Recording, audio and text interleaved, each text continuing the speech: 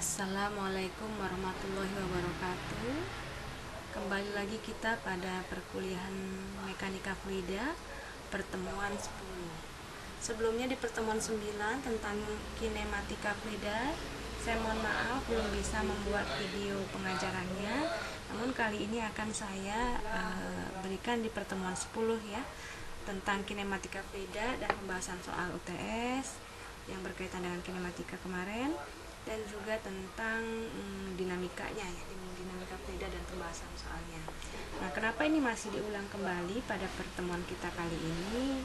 Karena dirasakan penting pengetahuan dasar tentang fluida, yaitu bagian kinematik dan dinamikanya itu harus bisa benar-benar dipahami sebelum melanjut ke materi-materi berikutnya. Untuk kinematika fluida, kemarin pada pertemuan 9 sudah ada bahan bacaan ya, sudah ada bahan bacaannya, dan semoga sudah benar-benar dibaca sehingga dalam penjelasannya kali ini akan lebih mudah untuk dimengerti. Oke. Nah, kita akan bahas dari bahan ajarnya. Tahapan dalam pembelajaran kita di mekanika fluida ini, yang pertama kemarin kita sudah belajar tentang fluida statis, fluida statis atau fluida diam sebelum UTS. Lalu kemudian ke kinematika fluida. Setelah kinematika fluida, selanjutnya adalah dinamika fluida atau fluida dinamis, fluida yang bergerak. Nah, di kinematika fluida ini diharapkan mahasiswa dapat menjelaskan pengertian garis alus dan pipa arus, dapat menerangkan pengertian percepatan dan debit aliran, dan masih dapat merumuskan persamaan kontinuitas. Kinematika adalah tinjauan gerak partikel zat cair tanpa memperhatikan gaya yang menyebabkan gerakan tersebut. Jadi dia lebih ke tinjauan gerak ya. Geraknya itu apa yang dipelajari, yaitu kecepatan. Kinematika menitik beratkan pada mempelajari gerak kecepatan fluida atau fluida ya di setiap titik dalam aliran. Itu yang dipelajari dalam kinematika. Setelah kecepatan didapat, maka dapat diperoleh distribusi tekanan dan gaya yang bekerja pada zat cair. Nah, jadi kita memperhatikan dulu kecepatannya, arah kecepatannya, kemudian lalu kita bisa menjelaskan bagaimana distribusi tekanan dan gaya yang bekerja. Makanya kita harus mempelajari kinematikanya dulu, lalu kita belajar ke yang selanjutnya di fluida dinamis tentang kekekalan energi. Jadi kita ulang dari kinematika lagi ya. Garis arus adalah kurva khayal yang ditarik di dalam zat cair untuk menunjukkan arah gerak di berbagai titik dalam aliran dengan mengabaikan fluktuasi sekunder yang terjadi akibat turbulensi. Jadi kita di sini kita menghayalkan bahwa alirannya itu stabil ya, tidak ada aliran turbulen ataupun aliran kebocoran di sepanjang pipa yang membuat alirannya berubah. Nah, itu ya. Oleh garis ini kita butuhkan untuk menggambarkan masing-masing partikel. Jadi garis aliran itu dibuat untuk bisa menggambarkan gerak fluida, sehingga kita bisa kita bisa menganalisis karakteristik aliran, yaitu kecepatannya dan tekanannya. Di sini ada suatu aliran dari AT0 awal ke AT1. Jadi di sini menggambarkan bahwa aliran itu bergerak dari T0 ke T1 seperti itu.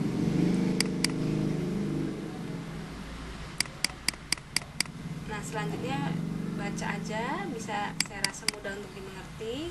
Ini adalah istilah-istilah yang harus diketahui agar kita lebih mudah dalam menjawab persoalan yang terjadi dalam fluida dinamis.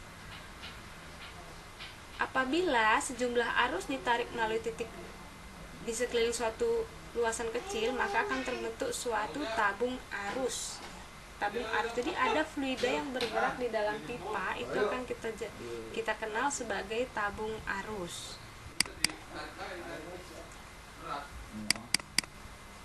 Kita perhatikan pada tabung arus ini, garis arus itu yang ini ya, menggambarkan fluida masuk dan fluida keluar melalui dinding tabung. Itu adalah fungsi dari kita membuat garis arus. Kita lanjut ke percepatan dalam aliran air. Percepatan partikel zat cair yang bergerak didefinisikan sebagai laju perubahan kecepatan. Biasanya ini disebabkan oleh perubahan geometri medan aliran karena perubahan waktu. Nah, perubahan geometri maksudnya apa? Di sini luas penampang yang pertama ya berbeda dengan keluarannya. Jadi percepatan di sini terjadi karena adanya perubahan geometri dari si pipanya tadi. Geometri di sini luas penampang. Dimana untuk contoh kasus yang ini luas penampangnya di sini lebih kecil. Nah, apabila kasus yang lain, apabila terjadi pelebaran dalam sebuah pipa yang dialirin fluida, apabila terjadi pelebaran maka memungkinkan terjadinya perlambatan aliran. Jadi ada percepatan, ada perlambatan.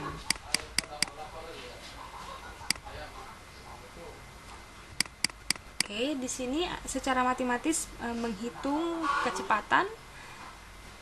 Percepatan A yaitu kecepatan dibagi dengan waktunya. Perubahan kecepatan dv dibagi dengan perubahan waktu dt ya.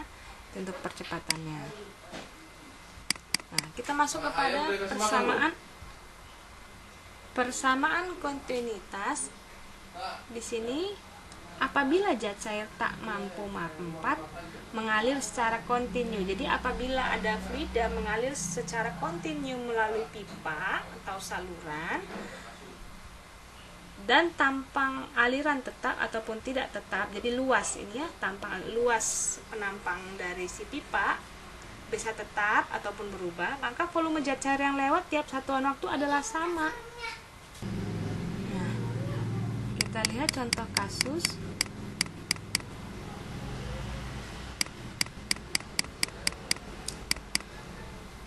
Pada gambar 56, di sini ada luas penampang 1 dan ada luas penampang 2. Aliran mengalir dari 1, kita bisa lihat garis arusnya, ke 2.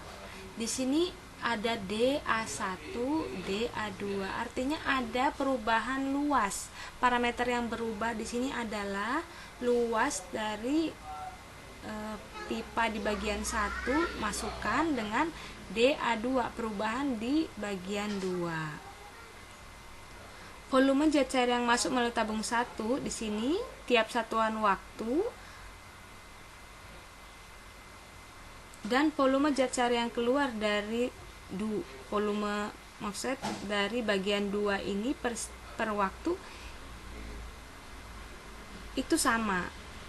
Jadi tidak ada zat cair yang hilang di dalam tabung aliran. Walaupun luasnya berbeda, namun debit air yang ada di sini, volume air yang di sini ada di sini mengalir ke 2 per satuan waktunya adalah sama. Itu adalah hukum persamaan kontinuitas, di mana di sini V1A1 sama dengan V2A2.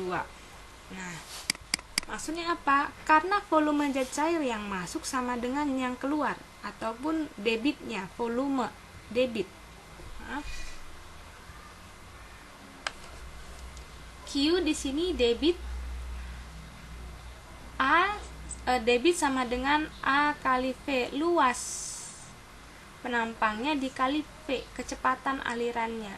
Itu sama. Jadi di bagian 1 dan di bagian 2 Q-nya sama, maka persamaannya menjadi V1 dikali A1 sama dengan V2 dikali A2. Nah, kita contohkan lagi pada gambar 5.7.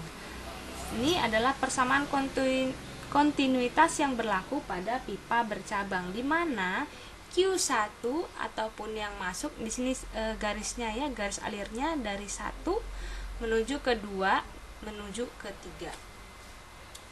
Di mana Q1 di sini debit air yang masuk akan sama dengan debit air yang keluar. Di mana keluarnya di sini adalah dua percabangan, yaitu Q2 dan Q3. Oleh sebab itu persamaan yang dapat kita tuliskan yaitu Q1 debit di bagian 1 akan sama dengan debit di bagian 2 dan di bagian 3. Nah, seperti itu. Q rumusnya atau debit rumusnya adalah luas penampang dikali dengan kecepatan. Maka di sini kita tuliskan luas penampang dikali kecepatan 1 akan sama dengan yang ada di 2 ditambah dengan yang ada di 3. Nah, biasanya debit aliran menuju titik cabang diberi tanda positif dan yang meninggalkan diberi tanda negatif, sehingga total debitnya menjadi 0. Yang masuk dengan yang keluar akan sama, seperti itu. Nah, itu yang bisa kita pelajari di kinematika. Artinya apa? Dapat dijelaskan bahwa apabila terjadi percabangan ataupun terjadi perbedaan luas penampang dari yang masuk dan yang keluar, maka jumlah air atau jumlah fluida yang masuk akan sama dengan yang keluar. Q1 sama dengan Q2 ditambah Q3. Nah, apabila Q-nya berubah, apabila Q-nya tetap, maka di sini yang berubah adalah luas penampangnya, ya, dan bisa kecepatannya, gitu. Karena ada perubahan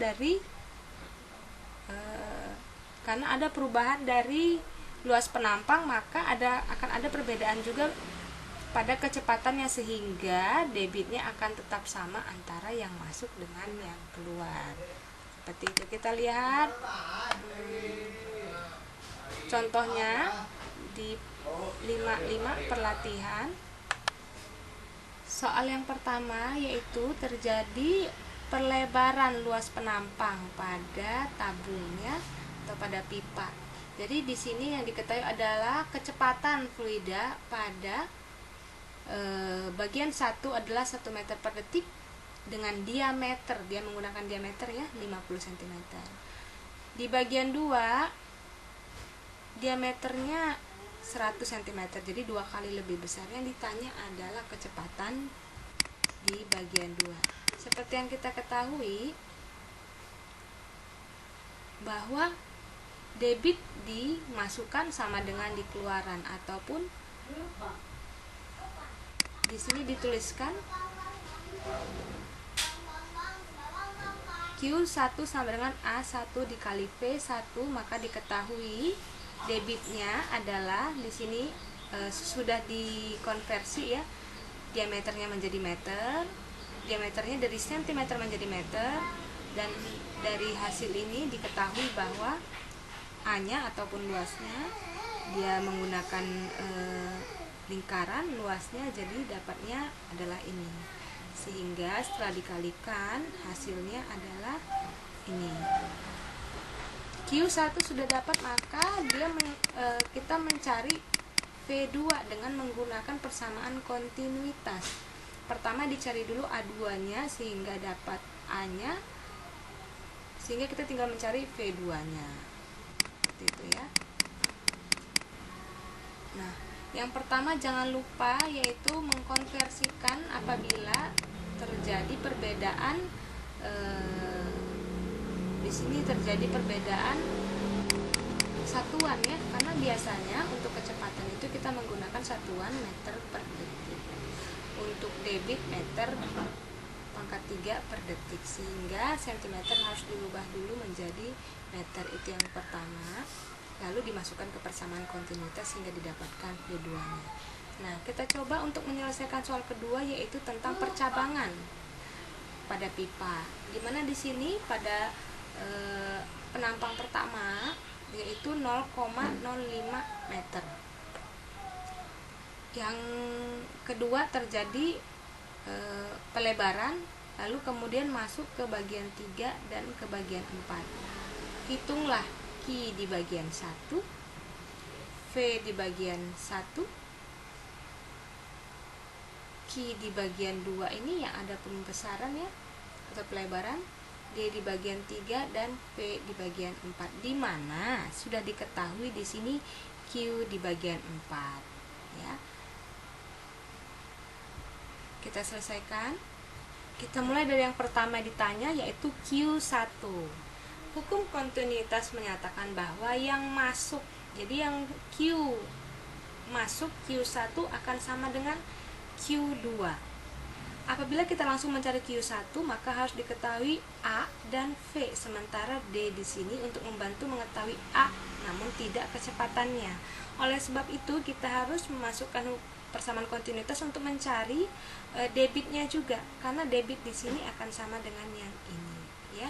Sementara di bagian 2 ini sudah bisa kita cari debitnya karena sudah diketahui diameter yang akan membantu dalam mencari luas penampang dan juga kecepatannya. Oleh sebab itu yang pertama kita cari dulu Q2-nya.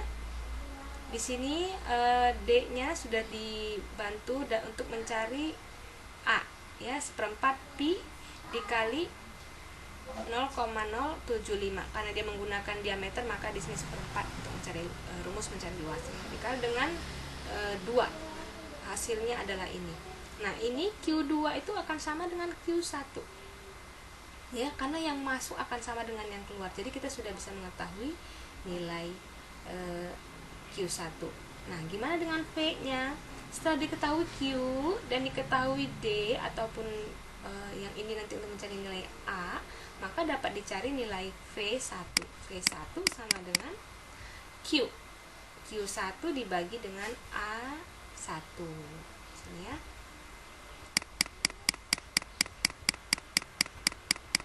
Lalu ke Q2, di mana Q2 ini sama dengan Q3 ditambah Q4. Kita lihat lagi gambarnya bahwa Q2 masukan akan sama dengan keluaran debitnya.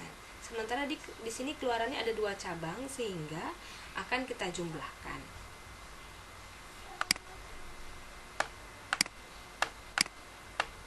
Oke.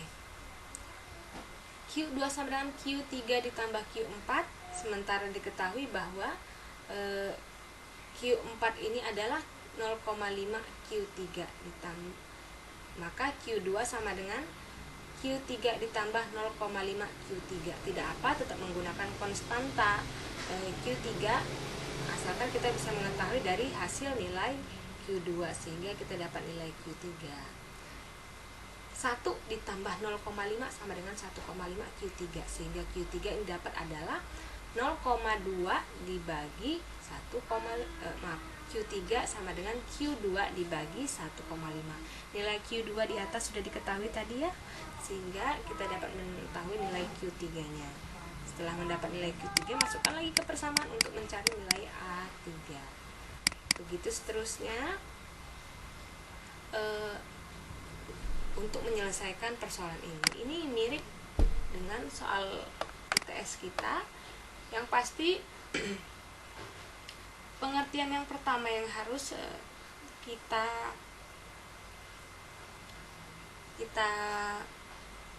pahami yaitu bahwasanya untuk mencari nilai debit, nilai kecepatan dan nilai A di sini dapat dikerjakan satu persatu dengan mengetahui apa saja nilai yang sudah diberikan dari soal, lalu memasukkan persamaan kontinuitas di mana di sini Q masuk akan sama dengan Q keluar, di mana di sini maksudnya Q1 akan sama dengan Q2, dan Q masuk dan sama dengan nilai Q keluar, di mana di sini Q2 akan sama dengan Q3 ditambah Q4. Lalu kita masukkan persamaannya.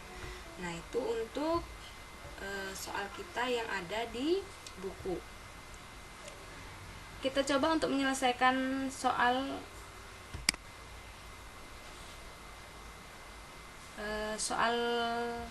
yang ada di UTS, di mana di sini saya hanya mengganti, maaf, kenapa nggak bisa? Oke, di sini saya hanya mengganti nilai angkanya.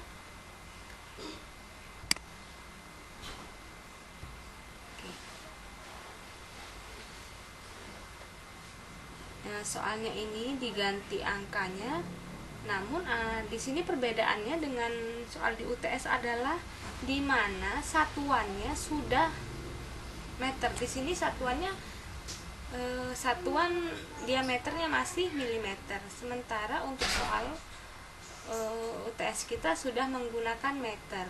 Oleh sebab itu, perbedaannya dalam mengerjakan ini adalah di sini terdapat konversi. Jadi dikonversi dulu milimeter ke meter sehingga hasil satuannya meter per second. Nah, di sini milimeter akan diganti ke meter, maka dikali 1000 milimeter per 1 meter kuadrat. Nah, di sini perbedaannya hanya itu saja. Di sini masih harus terjadi konversi, di mana harus dikalikan dulu dengan meter, sementara di sini sudah tidak perlu, sehingga dalam cara mencarinya tidak perlu lagi ada konversi satuan. Nah, jadi ini salah satu contoh jawaban yang benar yang dikerjakan oleh mahasiswa di UTS kita kali ini. Jadi tidak perlu lagi ada pengalian terhadap 1000 milimeter kuadrat dibagi 1 meter kuadrat. Jadi tidak perlu lagi ya. Ini jawabannya.